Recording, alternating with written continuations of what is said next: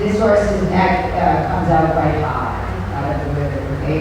And you can see that it's a very narrow neck compared to the rest of his body, right? It's short and narrow, and that's because he's using his neck to try to pick up his shoulders, which is ineffective, right? That's why you have to put the neck down, because when you give him an aid, the neck is the first thing to react. Even under saddle. Especially under saddle. And here's why under saddle happens, is because when you sit on them, they naturally drop away, and then we end up riding the neck, right? So it's even worse probably under saddle. Exactly. So when we talk about getting the horse to not use the neck, it's getting the shoulders even so that the horse can lift the back and the neck comes down on its own. Okay? That's why you won't see me training in a clinic or in any setting where we put the head down. We might do this to release the neck if we can because it's stuck right. But that's putting the neck out, not putting the neck down. I say put it down, but it's really out because we need the body to work independently from the neck. You understand? The horse naturally uses the neck, right? You see it in the field, they pick their neck up, they look this way, and they turn. And that was fine to be a horse, but it does not work to be very good. And that's why the horses get freaked out, right? Because they're trying to use the neck, which they can't,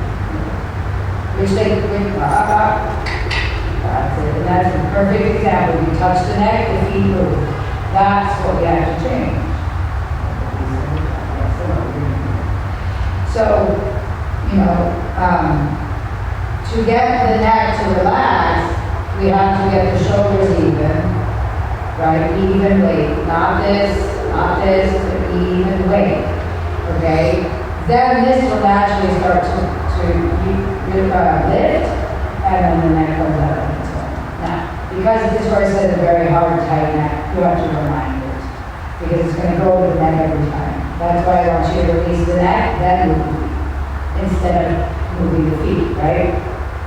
So before we just had to get some respect. You couldn't discuss the neck, you couldn't hear us. Now he can hear us, okay? So just give me just one second. So, what I would like to do is to say, I want you to lengthen your neck, wiggle it a little bit, like that, and then we're going to move the feet. And try to help the horse. See how he wants to shift around, and then the neck shortens. Yeah. Right, so, we want to go back, discussing that we go straight. See that? Yes, good. And then we want to come forward, like that, straight, and then stop. Like, and then move the feet. See, he's less likely to go side to side if he's not tightening in the neck, okay? And we want to do this by the rail, and you can see he's crooked, right? Yeah, so right. I'm not too worried about that. I can't do anything about it because the neck is too tight and the horse is very short going back. It's very difficult to go back, right? If you see some of the other horses that have done this exercise, see, I've got to move him back. And he doesn't want to do it, see? Yeah. And that's because the neck is jammed into the shoulders, right? See, as he starts to go smoothly, then the neck starts to relax and we can put it down, okay? So it's the same exercise, we're just going to add another layer to it. I know it's so hard to be you, and like that stuff, that's not allowed, right? So, we want to think about going forward. We'll probably be more successful in lengthening the neck, right? So we're going to say to come forward. We want the horse to come straight in the shoulders, like that. And see how they're little steps? Yeah. But they'll take bigger ones as the neck relaxes.